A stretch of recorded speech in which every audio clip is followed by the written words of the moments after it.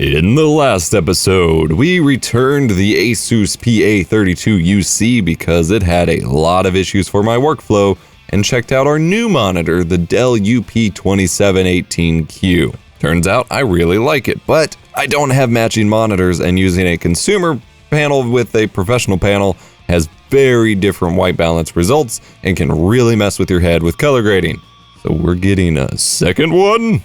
Find out in this final episode of Monitor Roulette. So it's been a couple months. I realize this looks absolutely ridiculous. I have a light right here. It's been a couple months since the last Monitor Roulette episode. I've not really had any updates to make. I've been making some monitor changes due to some review units I've gotten over on the gaming side, which I'll talk about in future videos, and you've probably already seen the initial reviews of.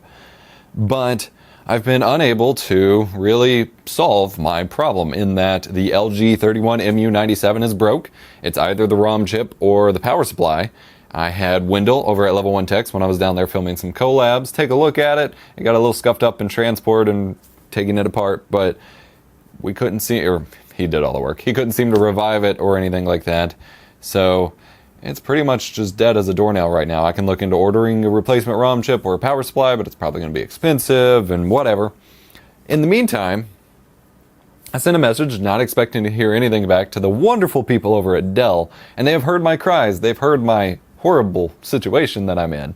It's not that bad. It's a first world problem, but I've spent a couple months now. It's been a couple months editing on the Dell UP2718Q as my primary monitor and my LG, just the normal IPS 4K, and it's kind of been a problem because the colors are so drastically different. Everything is much more blue looking on the consumer panel, and everything's more almost yellowish, but you know how it's supposed to be on the Dell panel. And going back and forth and trying to keep an eye on color for footage, especially as I'm doing, obviously this video is not an example, but a lot more color grading with my Blackmagic Ursa Mini Pro footage and stuff like that, it's been pretty frustrating.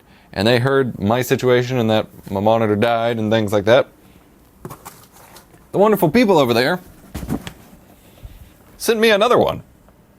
Freaking insane! This is another ultra sharp UP2718Q. I had to make sure. I hadn't actually looked at it yet.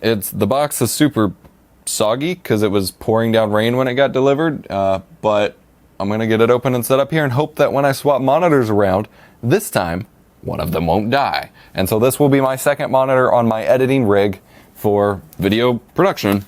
And then my 4K LG monitors go into my gaming side for console stuff because I need to do capture card streaming or testing and things like that. And I can't do that with the 1440p panels I have over there. Again, I'm aware this is first world problems, but when this is my work and what I've got to deal with, it can be kind of frustrating. I don't need the standy bits at the moment since it's going on my Visa arm, but they do need to get out of the way.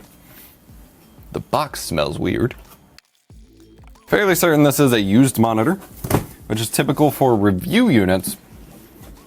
However, I was under the impression I get to keep this, so hopefully it's in decent shape and I do get to keep it. This has clearly been opened before. Not a problem as long as it's not like beat up. How's the panel itself look? Yep, looks to be in good shape, so we are going to get this swapped out. I'm so freaking stoked. I can finally get back to what the whole point of me doing all of this was for, and what has cost me a ridiculous amount of money I'm still trying to recover from sorting all that out, and quite a bit of headache with the editing setup.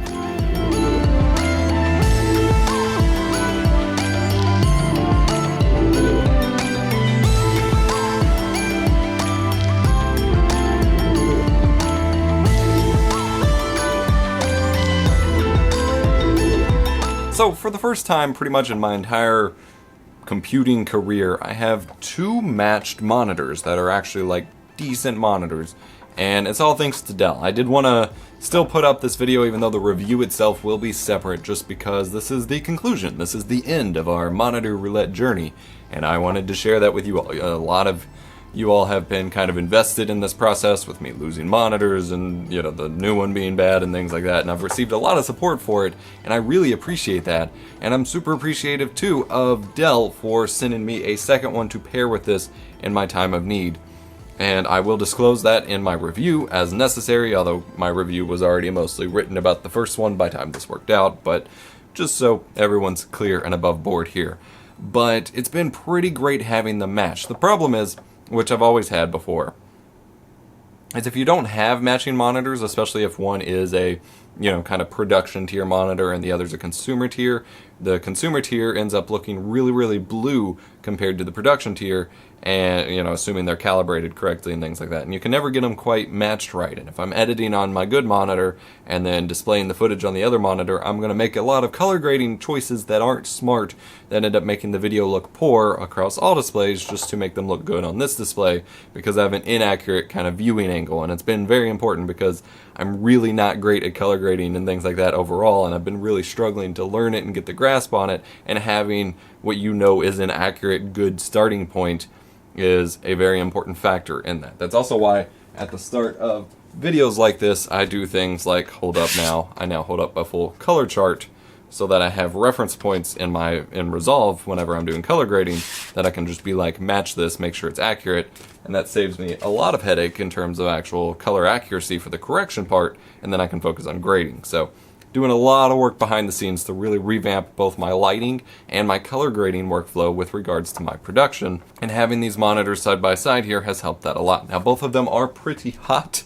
They get very hot. They put out a lot of heat out the top, but so far they've been working great. The HDR implementation is not something I use a ton, although I'm trying to find new ways that I can. And in fact, Netflix just finally made 4K, and I believe, I haven't checked it yet, but 4K viewing available on my computer. Typically that has been reserved to hardware DRM that could only be checked via Edge or the UWP Windows Store Netflix app. And even though I do play back using the Windows Store app because that was the only way I could at least get 1080p, I finally have 4K accessible on my computer, which leads me to believe that either since Microsoft is moving away from Edge, not being Chrome, now that it's Chromium based, that affected it, or they're just loosening up on the hardware DRM, so I can now watch 4K Netflix, which means I can probably watch HDR Netflix, so I'll certainly be taking advantage of that over here on the computer.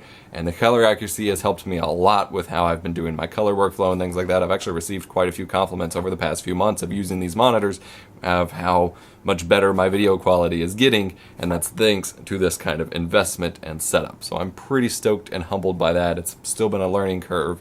Both monitors have been great. The used one has some scuff marks I notice from time to time that give me a little irk, but that's okay.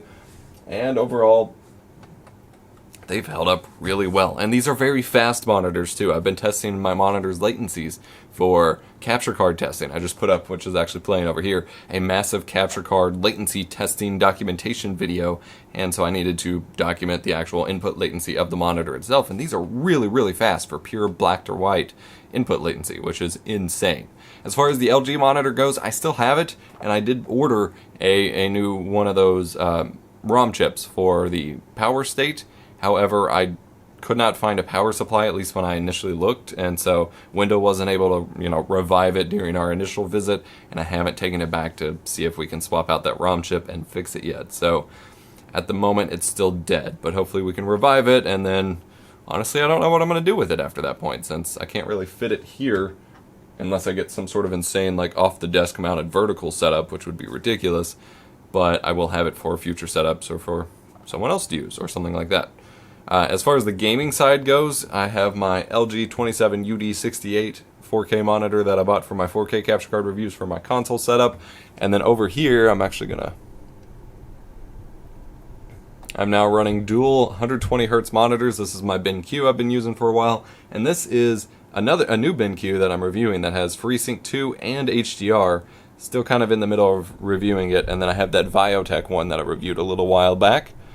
So all of that's still going on, but this concludes Monitor Roulette. My monitor swapping series is over. I have learned many valuable lessons. Hopefully I've shared some of them along the way. Thank you for sticking with me, and we will have the review of the Dell monitor, the UP2718Q, coming soon. This has been a crazy adventure, and I'm looking forward to some stability in my setups for a little while. So thanks for watching, thanks for the support with the series like I mentioned, and I'll see you in future videos.